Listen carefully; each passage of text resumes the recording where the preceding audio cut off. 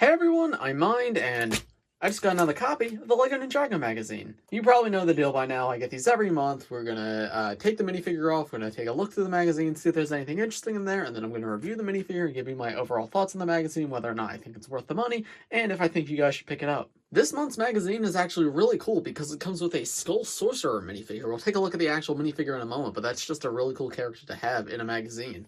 Because without the magazines, the cheapest set he comes in, I believe, is $80 US, and I guess a similar equivalent price in other countries. So this is like a very, very affordable way to get this character, and he's the main villain of Master of the Mountains. So it's really, really cool to see that he's in a magazine here. This is also going to be a way for me to get my third Skull Sorcerer figure, because I have 2 from the sets, but now I'll have 3, which is yeah, that's just pretty awesome.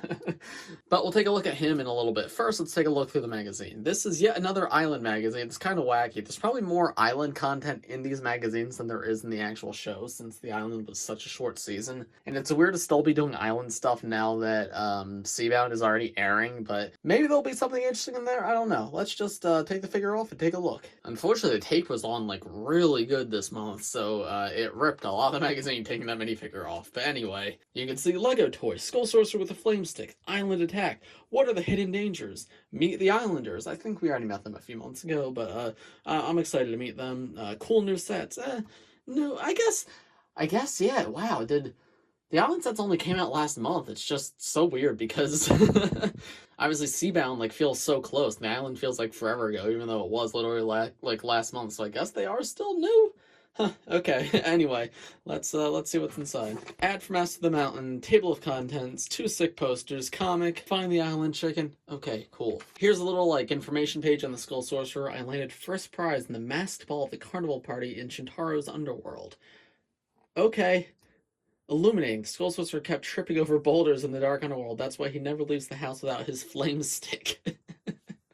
Frightening. Like all villains, he has a really scary look. Beastly eyebrows, spooky green eyes, and nasty gnashers. No wonder he wears a mask. Treacherous. The Skull Sorcerer can hide lots of nasty objects under his cloak, making him super dangerous in a duel. Cloaks with flaws. So this looks to be like a little matching game, like, hey, find which torso matches the official Skull Sorcerer. And then this is another, like, match each part to the correct place. That's that's just some simple little games right there. Alright, there's some sort of game here. This looks kind of complex. That's kind of interesting. I thought it was just like a normal maze, but no, it looks like there's more going on here with this and this.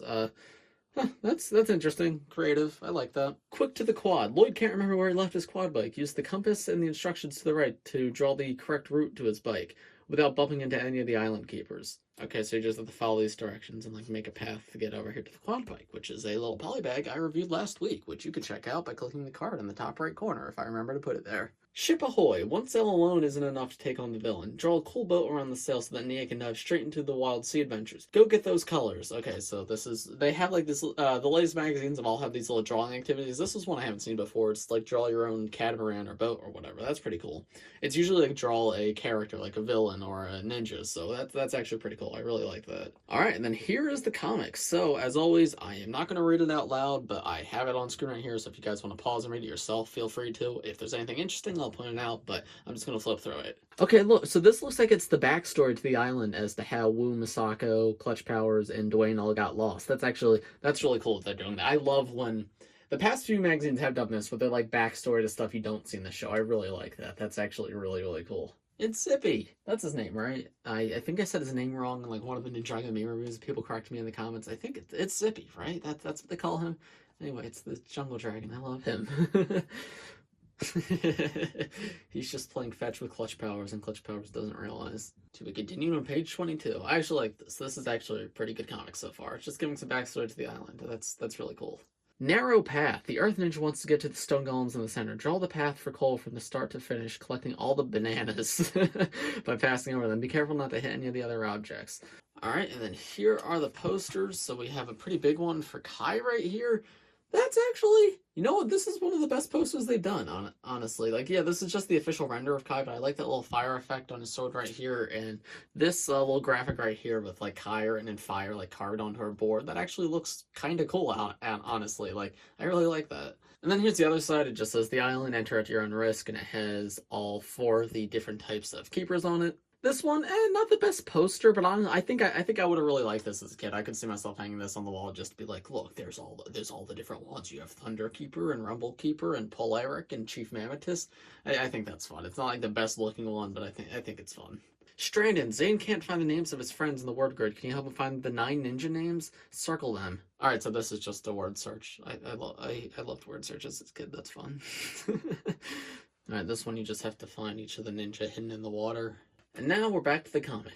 Chaka, chaka, chaka. Alright, yeah, this is cool. The comic actually ends on the group being captured by the Keepers. Yeah, that's actually genuinely really awesome. I really enjoyed this comic. I'm shocked I liked it that much, because I thought, like, island, whatever. We're past that now. But no, that's actually really, really cool. I like that. Oh, there he is. There he is. Look at that. You guys see that right there?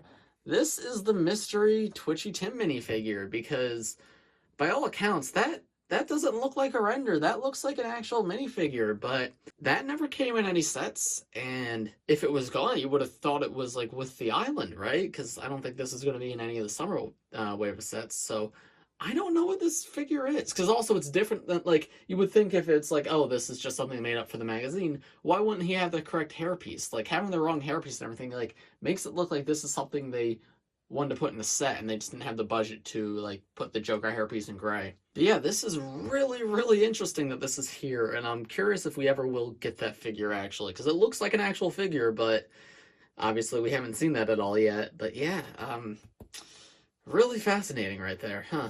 Anyway, this is just like a bio page about each of the different types of the Keepers. It's narrated by Twitchy Tim, and he gives information about each of them. I think that's cool. Would have been more interesting if the island hadn't already aired, but now that it has, it's still interesting. It's just not that exciting. Ad for sets. It looks like they're doing an ad for like one set in each magazine. Cool. You guys want to buy this? Go buy it. This is cool. This is cool art right here, just showcasing just like all the sets combined together. That's pretty. I can imagine that in like a Lego Club magazine as a kid. I don't know if any of you guys were old enough to have, or does Lego Club still exist? They had like little graphics like this all the time, and it made me just want to get all the different sets. Anyway, it's asking me like questions about the stuff. You see the image, and once again, there's that Twitchy Tim figure. Very odd. Very, very odd. I hope we get that one day, because that is a really cool figure, but I guess we'll see, won't we? Here's like the featured photo section as always. And then here's an ad for next month's magazine, which we're starting to get island figures already, which is weird. I think we only got 5 Master of the Mountain figures. I thought they would do 6, so it would be one half of the year or like they would do 6 months of each theme, because there's 2 sub-themes a year. So it would be 6 months Master of the Mountain, 6 months Island, 6 months Seabound, 6 months whatever comes next. But they only did 5 months of Master of the Mountain, so I'm curious what the rest of the year is going to be like. Yeah, we have Island J coming in the next magazine with some really cool weapons, it looks like. I'm very excited to get that. I hope in future magazines we get an extra Cole or Nia, since we only get one of them in the actual sets. And I would love to have duplicates of those guys, but Jay himself is very exciting too. So yeah, I'm very, very excited to get that figure. And when that magazine comes in, I will be doing a review of it just like this video on the channel, so stay tuned for that. And then finally, we have a little mask you can cut out if you want to be Spinjitzu Burst Lloyd, or you can be Spinjitzu Burst Cole, but that was torn because I had to take the minifigure off the magazine. So that's about the gist of the magazine, so now let's move on to the minifigure. Alright, so here's this little poly bag of the Skull Sorcerer, so let's get this opened up. And there are all the parts to him. And here's the Skull Sorcerer all built up. Overall, really good figure. I've talked about Skull Sorcerer before. I've reviewed the 2 other sets he comes in, but he is an excellent villain design. I love the mask. The colors of green chosen for his torso look so good, especially combined with each other, and with the design, and with the black behind it. Overall, just a super cool figure, and like the main villain of Master of the Mountain, and the fact that it comes in this little magazine is so awesome, because previously, as I said, he is exclusive to very, very large sets. They did do the bare minimum with him though, which is a little bit disappointing. He does not have his wings like the other 2 versions do, which is disappointing. He still works as a character without the wings, but he definitely looks better with them. But on the same note, the wings are far more common pieces than any of this, so you might already have the wings and not have the Skull Sorcerer, so you can very easily customize him to have the wings. And then another thing he's missing is he does not have the Skull of Hazadur. Instead, he has this little staff right here, which it's an alright build. It works as like a little torch, but I don't know. These magazines usually come with like really intricate and unique weapon builds, and this is just like very basic. Like, it looks like what it's supposed to be. The green fire is cool, but that comes in other Master of the Mountain sets. As a whole, it's not that exciting of a weapon, but the figure itself, just the fact that it is the Skull Sorcerer is so rare, it's really cool to see that he came in this magazine, so I am very excited to have him here. There's his face print under the mask. You can see he's got that, like, a really angry scowl. And as you saw earlier, no alternate face or anything because it's not able to be covered up by the back of the hat mask piece. But yeah, that's about it for the Skull Sorcerer. Overall, really, really good figure, and I appreciate getting him here. So overall, would I recommend you get this magazine? I think this is one of the best magazines. The past few have been very, very, very good, and the next one looks like it's going to be pretty good too, so I'm very happy with them. I really enjoyed the comic in this one, too. The comics are usually very hit or miss for me. Sometimes it's just like, that was cute, but, like, it wasn't that necessary. But I love when they provide, like, backstory for stuff you see in the show. I think that's awesome. Like, the show still makes sense without it, but it just provides that, like, extra lore, extra context.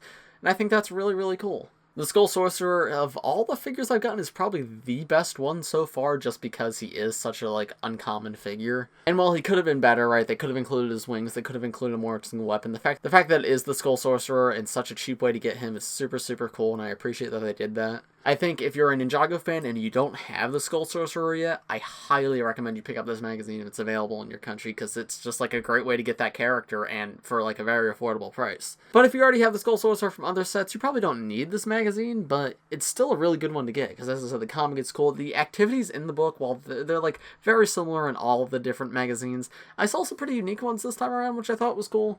And as I said, I really like the comics. So I think I think this is very good for people who don't have the minifigure, but still pretty good for people who already do. Also, the whole Twitchy Tim minifigure is interesting to just look at. But that's about all I got to say for this video. Let me know what you guys thought of this magazine in the comments below, and if you plan on picking it up. If you enjoyed this video, please press like, subscribe if you're new. I do LEGO and Ninjago videos like this every single day, so if you subscribe, you'll be the first to see them. Thanks for watching, everybody, and I'll see you in the next one. Bye!